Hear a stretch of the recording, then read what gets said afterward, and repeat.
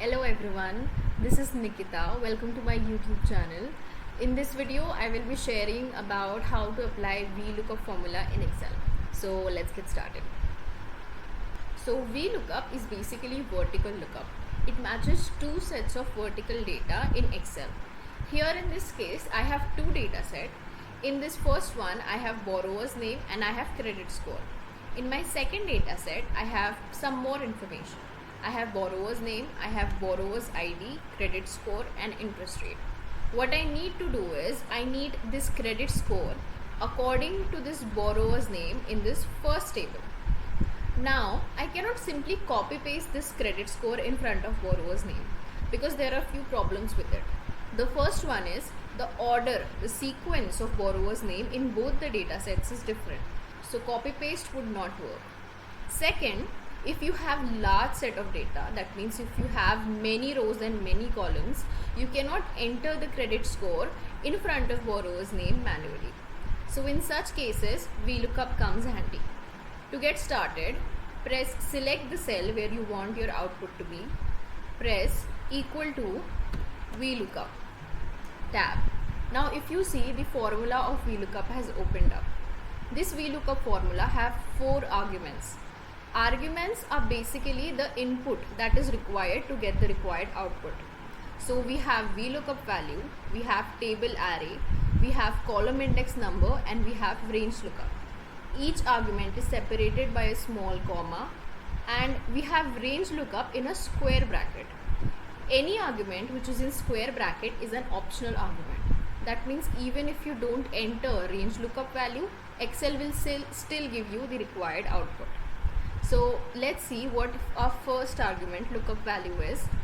Lookup value is basically the value you look up to in your source data. This value is common in both the tables. Here I need credit score according to the borrower's name. So borrower's name is my lookup value. Borrower's name is also common in both the data sets. So I will be matching my credit score to the borrower's name in my source data. So I have selected cell B5. I will freeze the column B by pressing F4 thrice, or you can do this manually by entering the $sign in front of B like this. Then press comma. The second argument is table array. If you notice, the argument which we are currently at gets highlighted.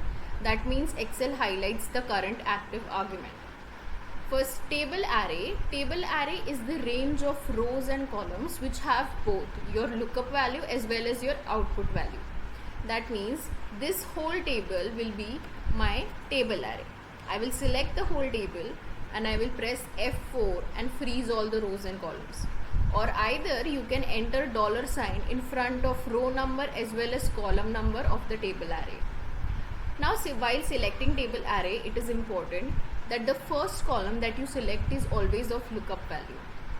This here, my lookup value is borrower's name and hence the first column of table array is also borrower's name. Now comma, the third argument is column index number. Column index number is basically the column number of your output. Here I need credit score which is in third column of table array. The first is borrower's name, second is borrower's ID and the third one is credit score. So I will simply press 3. It means that I need my output from the third column of table array. Now comma, the fourth optional argument is range lookup. Range lookup has two options, false which means exact match. It means that I need exact match of credit score with my borrower's name. Then there's another option of true, approximate match. That means that if this option is used whenever you need to find the closest match and not the exact match. I will prepare the separate video on that. Until then we will use false, exact match. So select false, press tab and close the bracket. Or instead of selecting false, you can also enter 0. False is equivalent to 0, so it will serve the same purpose. Now enter 0 and close the bracket. Enter. There you go. You get your credit score according to the borrower's name. Now you can, if you want, you can copy this formula by pressing Ctrl C.